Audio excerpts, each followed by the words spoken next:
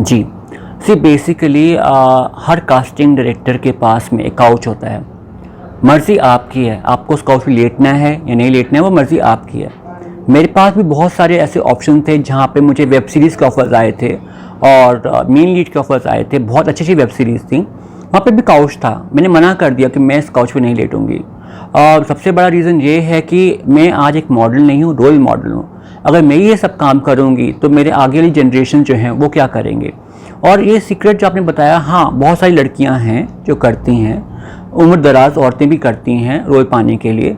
और ये बहुत कड़वा सच है हमारी इंडस्ट्री का कि यहाँ पे जो लड़कियां हैं अपना रंग रूप मेंटेन करने के लिए, अपना स्टेटस मेंटेन करने के लिए, अगर उनके पास काम भी नहीं है तब भी वो लोग जो हैं प्रोस्टिट्यूशन में घुस जाती हैं ताकि उनको पैसा मिले, जिससे कि वो अपने एक्सपेंसिव मेकअप खरीद सकें, एक्सपेंसिव अपनी जो है ज्वेलरी खरीद सकें, अपनी एक्सपेंसिव ड्रेसेस खरीद सकें।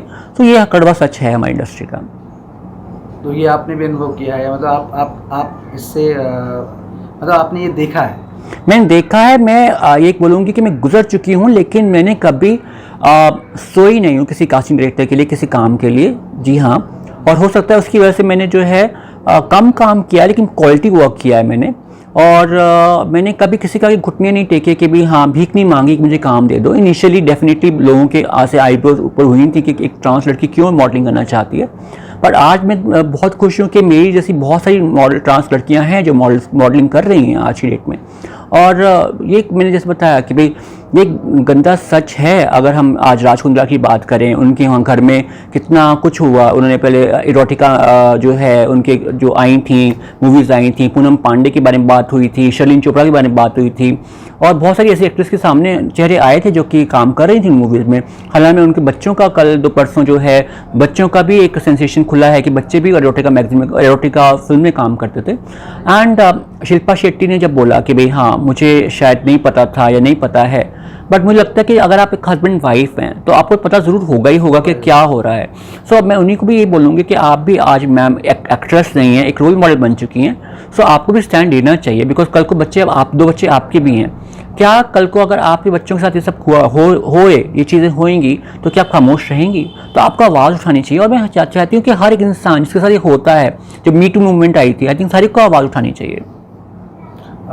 ये तो बहुत सही बात कही आपने कि decision is yours, always decision is your, because if you want to do it or not, हाँ डिसीजन आपका है। आप मतलब जो भी आपका कॉल आपका कॉल आपका है ना।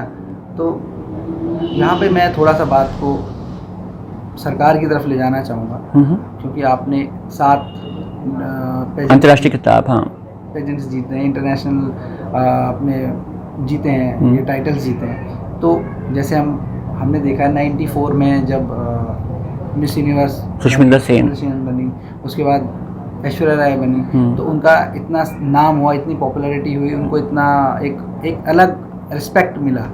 तो आप जब इतने जीत चुके हैं 7, तो गवर्नमेंट का क्या रिएक्शन है, या गवर्नमेंट की तरफ से अगर आपको कुछ अभी कोई रिकग्निशन मिली है या नहीं मिली है? देखिए, जहाँ तक बात हमारे देश में हक की होती है, सो वहाँ हमें लड़ना पड़ता है अपने हक के लिए। रिसेंटली मुझे दिल्ली सरकार की तरफ से वुमेंस डे मुझे अवार्ड किया गया 2022 में, जबकि मैंने अपना पहला इंटरनेशनल कॉम्पिटिशन 2016 में जीता था।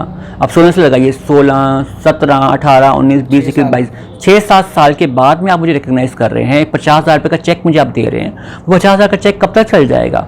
जहाँ तक कि केरला में एक अभी इंटरनेशनल ब्यूटी क्वीन जो जीती हैं, मेरा मिस ट्रांस ग्लोबल जो टाइटल है, जो मैं इंडिया के से कम्पीट कर रही हूँ, वो भी इंडिया से कम्पीट कर रही थी और वो जीती भी। उनको उनकी सरकार ने, केरला गवर्नमेंट ने उनको ऑफर किया कि हम आपको जॉब दे सकते हैं गवर्नमेंट जॉब में, और उन्होंने एक्सेप्ट किया नहीं किया मुझे नहीं पता है। और केरला गवर्नमेंट जो है, साउथी जो गवर्नमेंट, केरला हो गया, तमिलनाडु हो गया, वो सेक्स चेंज सर्जरीज के लिए अपने सिटीजन्स को पैसा भी देते हैं। कोई 2 लाख दे रहा है, कोई 1 लाख दे रहा है। हमारी दिल्ली गवर्नमेंट जो है कुछ नहीं कर रही है, to be honest. Trans cell बना दिया है, नाम के लिए बना दिया है ट्रांस सेल। और अगर मैंने एक क्वेश्चन किया सोशल जस्टिस वेलफेयर मिनिस्टर से कि भाई आप जो हैं हमारी मुलाकात प्रधानमंत्री से करवाएं, तो कहते हैं कि किस कुछ में करवाऊं, क्योंकि हमने तो आपको नहीं भेजा है बाहर, आप अपनी आप मर्जी से गई हैं। तो मैं उनसे पूछना चाहती हूँ कि ऐश्वर्या राय गई, सुषमा सेन गई, ठीक है, या फिर लारा दत्ता गई, उसके बाद में मानुषी चिल्लर गई, या फिर हरनाज कौर संधू गई। जब आप उनको इतना गवर्नमेंट से फेलिसिटेट कर सकते हैं तो हमें क्यों नहीं कर सकते हैं? तो ये बात मेरी रहती है। और योगी सरकार को मैं बोलना चाहूँगी, I think I am a big fan of Yogi सरकार। योगी सरकार मैं अभी हाल में गई थी गाज़ियाबाद में, वहाँ मैं मेयर से मिली उनके वहाँ पर, और हम लोग एक्सीडेंटली एक ही सीट पर बैठे थे, और उन्होंने मुझे एक मतलब अपनी तरफ से फूड ऑफर किया जो कि मेरे लिए मतलब नहीं था, सिर्फ उनके लिए एक्सक्लूसिव फूड था। और मैं बोलूँगी कि आई थिंक कहीं ना कहीं योगी सरकार is doing better than our Kejriwal सरकार। सो सरकार हमारे लिए कुछ नहीं कर रही है, to be honest with you. वो सोचते हैं कि शायद वोट बैंक नहीं है, बट जहाँ खाने की बात आती है, अगर मैकडोनल्ड जाते हैं या फिर हम कपड़े खरीदने जाते हैं, तो वहाँ भी GST और CGST तो हम लोग पे कर रहे हैं ना, तो हम लोग टैक्स पेयर्स हैं, राइट? तो फिर हमारा हक क्यों नहीं बनता है कि हमारे लिए कुछ काम किया जाए? हमारे लिए ट्रांसजेंडर शेल्टर होम क्यों नहीं है? मैं ये बात पूछना चाहूँगी कि एक ट्रांसजेंडर शेल्टर होम होना चाहिए। हमारे बाप ने निकाल दिया, हम कहाँ जाएँ? तो ये सब चीज़ें होनी चाहिए, लेकिन सरकार जो है अपने कान बंद करके बैठी है, कान डू एनीथिंग। ना जी, आपने बहुत अच्छी बात कही कि अगर हम किसी भी इंसान को, बिकॉज है तो वो एक ह्यूमन बीइंग है, चाहे वो ट्रांस है, चाहे नॉर्मल है, चाहे लड़का है या लड़की है या किन्नर है या ट्रांस है तो एक ह्यूमन बीइंग ना। दर्द उसे भी होता है अगर चोट लगती है, फीलिंग्स उसकी भी होती हैं। तो इसमें ये इतना चेंजेस क्यों है कि भाई हम दूसरे को, मतलब कोई अगर लड़की जा रही है तो उसको हम एक अलग नज़र से देख रहे हैं, कोई एक लड़का अगर मिस्टर इंडिया या मिस्टर वर्ल्ड बन रहा है तो उसको अलग नज़र से देख रहे हैं, और अगर कोई ट्रांस बन रहा है तो उसे हम कह रहे हैं हाँ ठीक है यार, ये तो हमने थोड़ी ना भेजा है, ये तो गलत बात है। क्योंकि खून तो सबका लाल है, राइट, और दर्द सबको होता है, फीलिंग सबकी है, और हम सब सिटीजन्स हैं इंडिया के, चाहे वो लड़का हो, लड़की हो, ट्रांस हो। हमारा आधार कार्ड कहता है वी आर इंडियन। और अब बात करते हैं हमारे आज की मेहमान की। आज की हमारी मेहमान है नाज जोशी, जो कि एक ट्रांसजेंडर हैं, मॉडल हैं, और कई वीडियो एल्बम्स में आपने उनको देखा होगा। और सबसे बड़ी बात, अगर मैं उनके टाइटल्स के बारे में आपको बताने लगूं तो इसमें भी ये पूरा एपिसोड ही निकल। नमस्कार दोस्तों, मेरा नाम है नाज जोशी और मैं इंडिया की पहली ट्रांस मॉडल हूँ, पहली इंटरनेशनल ट्रांस ब्यूटी क्वीन हूँ, दुनिया की पहली ऐसी इंटरनेशनल क्वीन हूँ जिसने विमेन को, नेचुरल बॉर्न विमेन को हराया है ब्यूटी पेजेंट्स में। अभी तक मेरे पास में 7 अंतर्राष्ट्रीय खिताब और 2 नेशनल खिताब मैं जीत चुकी हूँ। अपने लिए बताऊँगी, संक्षिप्त में बताऊँगी अपनी कहानी, बिकॉज अगर मैं कहानी बताना शुरू करूँगी तो पूरा टाइम निकल जाएगा। सो बचपन में मैं बहुत ज़्यादा फेमिनिट थी, बहुत ज़्यादा गर्लिश थी, मेरे लुक्स बहुत गर्लिश थे। उसकी वजह से जो है मेरे पेरेंट्स को बहुत ज़्यादा ह्यूमिलेशन फेस करनी पड़ती थी, बहुत ज़्यादा उनको जो है शर्मिंदगी महसूस करनी पड़ती थी। उन्होंने मुझे 7 साल की उम्र में छोड़ दिया, मेरी बॉम्बे भेज दिया गया। बॉम्बे में जाके मैंने ढाबे पे काम किया, और मैं 7 साल की थी, ढाबे पे काम करती थी फिल्म सिटी के अंदर में। और उसी टाइम पर मैं जो है अपना जो पढ़ाई लिखाई है वो भी कंप्लीट कर रही थी। और 11 वर्ष की उम्र में बहुत ही दुर्भाग्यपूर्ण एक मेरे साथ किस्सा रहा, जहाँ मेरा गैंग रेप कर दिया गया, और उसने मेरे मन पे और शरीर पे इतने ज़्यादा घाव छोड़ दिए कि मैं आज तक जो है, शारीरिक घाव तो वो भर चुके हैं लेकिन मानसिक घाव अभी तक नहीं भरे हैं। और मैंने डांस बार ज्वाइन किया। डांस बार ज्वाइन करने के बाद में मैं 18 वर्ष की हुई, वापस दिल्ली आई। दिल्ली आके मैंने national institute of fashion technology से फैशन डिज़ाइनिंग का कोर्स किया। IMT से मैंने अपना MBA का कोर्स किया। उसके बाद मैंने 2 नामचीन डिज़ाइनर्स रितु बेरी और रितु कुमार के साथ काम किया एज अ फैशन डिज़ाइनर। और जब मैं एज अ फैशन डिज़ाइनर काम कर रही थी तो वही बात हो गई कि फेमिनिटी ज़्यादा थी, तो लोग एक्सेप्ट नहीं कर पा रहे थे उस बात को कि भाई एक लड़का है और लड़कियों की तरह किस तरह से चल रहा है, क्या हो रहा है। यहाँ मैं अपने दर्शकों को बताना चाहती हूँ कि ट्रांसजेंडर का मतलब जो लोग निकालते हैं इंडिया में, वो सोचते हैं किन्नर। ऐसा नहीं है। ट्रांसजेंडर एक अम्ब्रेला टर्म होती है, उसके अंदर में वो लोग आते हैं जिनको बर्थ में वो लोग मेल या फीमेल का उनका सेक्स असाइन होता है, लेकिन जब वो बड़े होते हैं, थोड़े ग्रो अप होते हैं, उनको लगता है कि शायद वो गलत शरीर में पैदा हुए हैं। उनका दिमाग, उनकी आत्मा, उनकी सोच अपोजिट जेंडर की तरह होती है। जैसे एक मेल है, उसको लगता है हमेशा कि मैं फीमेल हूँ, और उसका बर्ताव भी फीमेल जैसा होता है। एक फीमेल है, उसको लगता है मैं मेल हूँ, और आगे जाके ये लोग जो हैं अपनी सर्जरीज करा लेते हैं। अगर सर्जरीज ना भी कराएं तब भी हम इनको ट्रांसजेंडर ही बोलेंगे। जो किन्नर जो शब्द है, जो हिजड़ा एक शब्द है, वो एक बेसिकली कम्युनिटी है जो कि टोली बधाई करते हैं, आपके घर पे आके बधाई मांगते हैं, आपसे पैसा मांगते हैं। वो एक किन्नर समाज है। किन्नर एक समाज है, किन्नर एक शब्द नहीं है। तो मैं आपको ये बोलना चाहूँगी कि ट्रांसजेंडर बहुत बड़ा एक शब्द है, और एक बार जब हम सर्जरी करा लेते हैं, फॉर एग्जांपल मैं मेल थी, अब मैं फ़ीमेल हो चुकी हूँ, तो मेरा बायोलॉजिकली और बाय पेपर्स ऑल्सो मैं एक फ़ीमेल ही हूँ। मेरे जो आधार कार्ड है, मेरा पासपोर्ट है, वो सब फीमेल का ही है। बट दुखद पूर्ण घटना ये है कि हम भारत में रहते हैं, और भारत में रहते हुए मैं फ़ीमेल भी हूँ और फीमेल की तरह भी मैं रहती हूँ। फिर भी मुझे जो है ओला ड्राइवर्स और उबर ड्राइवर्स ये सब बोलते हैं कि मैडम 1 रुपया दे दो, हमारा जो है भला हो जाएगा, और आप जैसे लोगों की हमारी सेवा करने की इच्छा होती है। तो उनको यही बोलना चाहूँगी इस लोगों को कि भैया मैं एक मॉडर्न ट्रांस लड़की हूँ, एक फ़ीमेल हूँ, हम एक ट्रेडिशनल ट्रांसजेंडर्स लोग नहीं हैं। ठीक है, मैं एक ट्रेडिशनल लड़की हूँ, मेरा भारत या मेरा देश है, मैं भारतीय कपड़ा पहनना पसंद करती हूँ, लेकिन मेरी सोच बहुत मॉडर्न है। तो ये बहुत ज़्यादा डिफरेंस है, आई थिंक, जो आप लोगों को समझना चाहिए। नाज़ जी, ये बात तो आपने बिल्कुल सही कही कि ट्रांसजेंडर एक अलग होता है और जो किन्नर होते हैं एक अलग होते हैं। बट हमारे सोसाइटी, जो हमारी इंडियन सोसाइटी है या जो भी सोसाइटी अगर आप कह सकते हैं, इवन सोसाइटी में ओवरऑल वर्ल्ड में वो एक्सेप्टेंस नहीं है उसकी।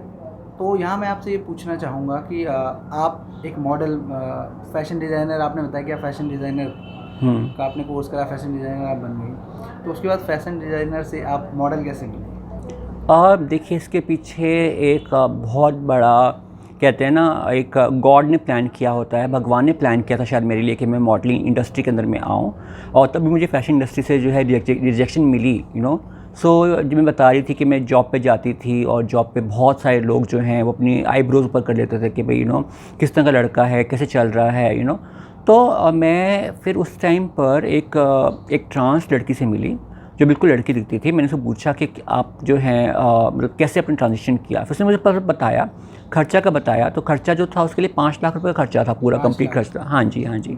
सो मेरे लिए वो कमाना बहुत मुश्किल था, बिकॉज मैं जहाँ भी जाती थी जॉब पाने के लिए मुझे रिजेक्ट किया जाता था, क्योंकि मैं बहुत फेमिनेट थी, बहुत ज़्यादा मैं लड़कियों से दिखती थी। तो उन्होंने उस टाइम पर मैंने एक एडवर्टाइजमेंट देखा मसाज पार्लर का। वो लोग एक मैनेजर ढूंढ रहे थे, क्योंकि मैंने एक IMT से MBA किया था, तो मैं सोचा क्यों नहीं मैं स्पा की मैनेजर बन जाती हूँ। सो मैंने मैनेजर की जॉब के लिए अप्लाई किया और मुझे सिलेक्ट कर लिया गया, और उसी दौरान मेरी ट्रांजिशन स्टार्ट होनी शुरू हो गई, बिकॉज उस समय मुझे अच्छा पैसा मिल रहा था।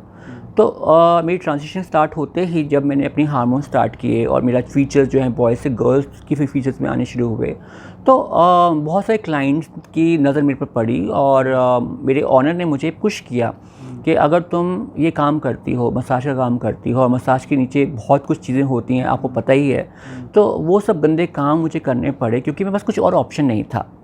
तो वो मैंने पैसा कलेक्ट करना स्टार्ट किया अपनी सर्जरी के लिए। बट कहते हैं कि हर डार्क क्लाउड के पीछे सिल्वर लाइनिंग होती है। सो मेरा एक वहाँ फ्रेंड बना, वहाँ पर मेकअप आर्टिस्ट था वो, उसका एक फ्रेंड था फोटोग्राफर, जो कि उस टाइम पे कुछ बायोपिक करना चाहता था life of a transgender prostitute के ऊपर में। उस टाइम पे, हमारे टाइम पे कोई मॉडल नहीं थी, 2011 की बात कर रही हूँ, उस टाइम पे कोई ट्रांसजेंडर मॉडल नहीं थी। और उन्होंने मुझे बोला कि आप क्या करेंगी। मैंने रेडी हो गई, एकदम से रेडी हो गई। मैंने कहा ऑफ कोर्स मैं करूँगी, बिकॉज ये हमारे समाज की भलाई के लिए है, और मुझे कुछ अच्छा पैसा भी मिल रहा था।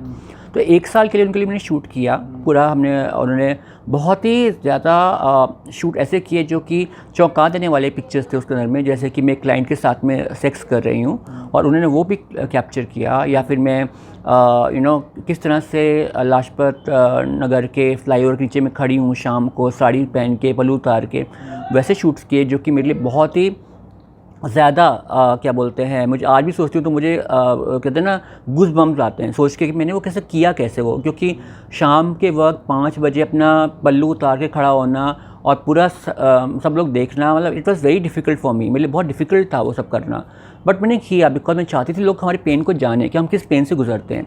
खैर तो कहते हैं, वहाँ पे जब खड़े होते थे तो मतलब वो आपका क्या पर्पज़ होता था? सी मैं खड़ी नहीं होती थी, मेरा काम तो सिर्फ मसाज पार्लर का था, मैं कभी खड़ी नहीं हुई, लेकिन उसको वो भी शो करना था। अच्छा, तो और वो मेरे लिए बहुत चैलेंजिंग जॉब था कि भाई वहाँ जाके खड़ा होना और खड़े होके दिखाना कि मैं एक प्रोस्टिट्यूट हूँ। मतलब ठीक है, आप शूटिंग कर रहे हो, आपके पास में आप बहुत सारे बाउंसर्स होते हैं आसपास में, और उस टाइम पे मतलब जब वो एक इंडिविजुअल फोटोग्राफर मेरे को शूट कर रहा है, ना कोई बाउंसर है ना कोई केयर कर, और वो मुझे 1 किलोमीटर दूर से शूट कर रहा है। वो सोचिए, मैं अकेली खड़ी हूँ, नेचुरल रिएक्शन देखने की लोगों का क्या रिएक्शन जा रहा है, क्या जा रहा है। और मैं इतनी डरी हुई थी, मैंने कहा बाई चांस, क्योंकि वो एरिया ऐसा है कि अगर वहाँ पे कोई और ट्रांस लड़की खड़ी होती है, वो एरिया बटा हुआ है, तो वो जो दूसरी ट्रांस है वो चाकू लेके उसका चेहरा ख़राब कर सकती हैं, इतना ज़्यादा डेंजरस एरिया है वो।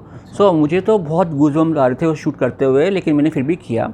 बट अच्छे काम का रिजल्ट अच्छा होता है, तो मैंने अच्छा हुआ। तो उन्होंने जब मेरी पिक्चर्स जो हैं डिस्ट्रीब्यूट करनी स्टार्ट करी, तो मुझे अपना फर्स्ट मॉडलिंग असाइनमेंट मिला 2013 के अंदर में, जहाँ पे मैंने स्टार्ट ही एज अ शो स्टॉपर किया था। मैं वॉक करी थी राजस्थान फैशन वीक के लिए, और मैं एक डिज़ाइनर की शो स्टॉपर बन गई मैं वहाँ पर।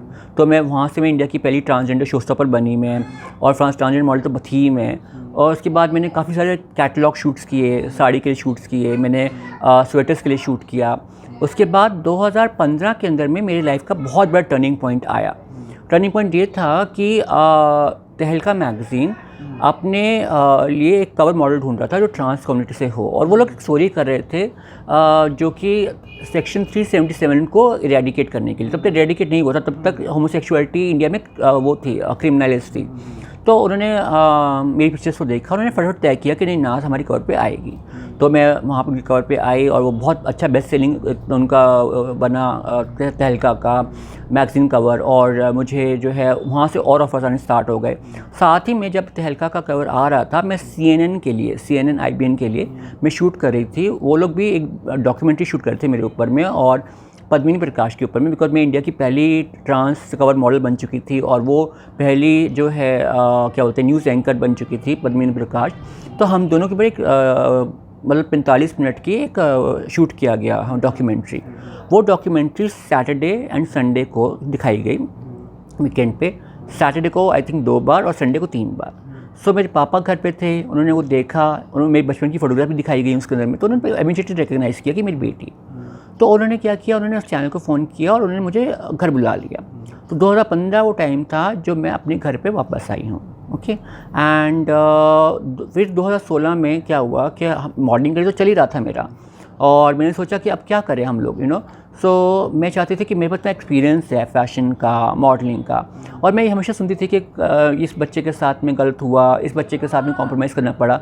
सो मैंने डिसाइड किया कि मैं एक अपना ग्रूमिंग इंस्टीट्यूट खोलूँगी। तो मैंने फ़ैशन गुरुकुल करके एक अपना ग्रूमिंग इंस्टीट्यूट शुरू किया, अपने घर से स्टार्ट किया, फ़ैशन गुरुकुल के नाम से। और मैंने बच्चों को पिक किया, 8-10 बच्चों को पिक करती थी जो अंडर प्रिविलेज थे, जिनको पैसे नहीं होते थे कि भाई फीस भरने के लिए कि हम मॉडलिंग सीखें, क्या सीखें। उनको मैं बुलाती थी अपने पास में, अपने घर पे 3 महीने का उनको कोर्स देती थी, 3 महीने का सर्टिफिकेट कोर्स देती थी उनको, और उनको एस्टैब्लिश मॉडल एंड एक्टर बनाती थी। और आज मैं बहुत खुश हूँ कि कुछ मेरे स्टूडेंट्स जो हैं इतना अच्छा कर रहे हैं कि वो एकता कपूर के सीरियल्स में भी आ रहे हैं। So I am very happy that for them कि they are doing so good for them self. And उसके बाद हमने एक ब्यूटी पेजेंट स्टार्ट किया MIHM के नाम से, मिसेस इंडिया होम मेकर्स। और हमने जो है डिसाइड किया कि हम जो है भारत की जो मैरिड लड़कियां हैं उनको हम इंटरनेशनल भेजेंगे, मिसेस यूनिवर्स के लिए या मिसेस अर्थ के लिए। सो हमने वो स्टार्ट किया, मुहिम स्टार्ट किया। और जब मैंने ये स्टार्ट किया काम लड़कियों को बाहर भेजने का, तो उसी दौरान जो है मुझे ऑफ़र आ गया कि भाई आप क्यों नहीं मिस कंपटीशन के अंदर में पार्टिसिपेट करती हैं। सो मुझे लगा कि लो ठीक है, करना चाहिए। और बाई चांस मेरे जो असिस्टेंट है उसने मेरी पिक्चर भेज दी इंटरनेशनली। सो इंटरनेशनल जब मेरी पिक्चर्स गई तो उसको ये नहीं पता था कि मैं ट्रांस हूँ, लेकिन वो पेजेंट था औरतों के लिए। तो मैं चली गई और मैं जमैका पहुंची और मैंने बताया कि मैं ट्रांस हूँ। तो उन्होंने बोला कि भाई ठीक है, अब तुम आ गई उतनी टाइम, 7 समुंदर पार, अब तुम कर लो पेजेंट, तो देखते हैं क्या रिज़ल्ट आता है। सो बाय गॉड्स ग्रेस मुझे वहाँ पे मिस नेटी नेशन एम्बेसडर का टाइटल मिला, जो मेन टाइटल नहीं था बट एक अच्छा टाइटल था। वहाँ से मेरी जो है हौसला बढ़ा। और मुझे फिर जब बाकी लोगों ने पता चला कि नाज ने एक इंडिया से है और ट्रांस है और इंटरनेशनल ट्रांस ब्यूटी क्वीन है, तो बाकी beauty pageant, international beauty pageant ने मुझे कांटेक्ट किया कि क्या आप यहाँ पर रिप्रेजेंट करना चाहेंगी या क्या रिप्रेजेंट करना चाहेंगी। और ऐसा होता गया मेरे साथ। 2017 की बात, 16 की बात है और आज की बात है 2022 की। आई थिंक मैं लगातार जो है ब्यूटी कॉम्पिटिशन जीतती। नाज जी, यहाँ पे जो आपने सारी बातें बताई है तो बहुत अच्छी थी। मैं आपसे यहाँ पे ये पूछूंगा कि आपके फादर का क्या रिएक्शन था, क्योंकि उन्होंने तो एक 7 साल के लड़के को घर से निकाल दिया था इस डर से कि सोसाइटी हमें क्या बोलेगी, या समाज में जो हर एक माँ बाप का वो होता है कि ये हमारा बेटा ऐसा है, लड़कियों जैसा है, तो हमें सोसाइटी समाज क्या बोलेगा कल को। और फिर उसी फादर ने आपको देखा, आप दुनिया में अपना नाम बना चुकी हैं, आप टीवी पे आ रही हैं और लोग आपको देख रहे हैं, दुनिया आपको देख रही है, अप्रिशिएट कर रही है, तो उनका क्या रिएक्शन था उस टाइम? ओके। मेरे पापा ने तो एक लड़के को भेजा था बाहर, लेकिन जब उनके घर में आई तो एक लड़की घर वापस आई, क्योंकि मैंने अपना जेंडर चेंज सर्जरी करा चुकी थी उस टाइम पर। और पापा मेरे बहुत सपोर्टिव थे। पापा ने बहुत बार मेरे रिलेटिव्स को बोला था कि भाई आई am very proud of my daughter, कि बहुत अच्छा कर रही है, अकेले सब कुछ कर रही है, सब कुछ मैनेज कर रही है। बट मेरी मॉम को बहुत टाइम लगा मुझे एक्सेप्ट करने के लिए। मैं 1984 में पैदा हुई थी और आज 2022 है। आज कहीं जाके मैं बोल सकती हूँ कि मेरी मॉम ने मुझे एक्सेप्ट किया है कि जैसे कि मैं हूँ। बट आज भी रिस्ट्रिक्शंस हैं कि मैं किसी की शादी में नहीं जा सकती, रिलेटिव्स की शादी में नहीं जा सकती। कोई रिलेटिव घर पे आता है, मैं उनसे मिल नहीं सकती हूँ। मेरा एक कन्फाइंड रूम है, मैं उस रूम में रहती हूँ अपना। और कई बार होता है कि मेरा मन करता है सब यहाँ से भाग जाऊँ, और मैं भाग भी गई थी 2018 में। तो नाज जी, आपसे बातें करके बहुत अच्छा लगा, और सेम हियर। और आपने अपनी लाइफ की इतनी सारी बातें, इतने सारे एक्सपीरियंस हमारे साथ शेयर करे, उसके लिए थैंक यू सो मच। जी जी। और मैं अपने देखने वाले दर्शकों को भी यही कहूँगा कि प्लीज़ मेरे चैनल को लाइक कीजिए, शेयर कीजिए और सब्सक्राइब कीजिए, जो कि हम ऐसे गुणी लोगों को आप तक ला सकें और उनकी लाइफ के एक्सपीरियंस आपके साथ साझा कर सकें। नाज जी, मैं आपसे ज़रूर बोलूँगा कि अगर आप एक कोई मैसेज अगर मेरे व्यूअर्स को देना चाहें तो आप प्लीज़ इसको दीजिए और फिर हम इसको कंक्लूड करें। जी व्यूअर्स, मैं आपको इतना बोलना चाहूँगी कि अगर आप लोग हमारे लिए कुछ नहीं कर सकते हैं, अगर आपको लगता है कि शायद कोई खटखटाता है आपका दरवाज़ा या आपकी कार को कि हमें 1 रुपया दे दो, 2 रुपया दे दो, चलिए मैं कहती हूँ वो भी मत करिए। ये ब्रिजेश जी आए, उन्होंने इंटरव्यू लिया हमारा। मैं चाहूँगी कि आप इसको जितना मैक्सिमम शेयर कर सकें प्लीज़ शेयर करिए, ठीक है, लाइक करिए, कमेंट करिए, ताकि आपके शेयर से और लाइक से और कमेंट से कम एक ट्रांस की ज़िंदगी तो बदल सकती है। आप मुझे जितना ज़रा आप शेयर करेंगे, लाइक करेंगे, लोगों की तरफ मेरी बात पहुंचाएंगे, और मैं चाहूँगी सिर्फ इतना कर दीजिए हमारे लिए, उतना ही बहुत है। मैं आपसे 1 रुपया नहीं मांग रही, 2 रुपये नहीं मांग रही, सिर्फ इतना कह रही हूँ कि सारे के पास आपका स्मार्टफोन है। Please share and like and comment, that's it. Thank you so much. Thank you so much, धन्यवाद।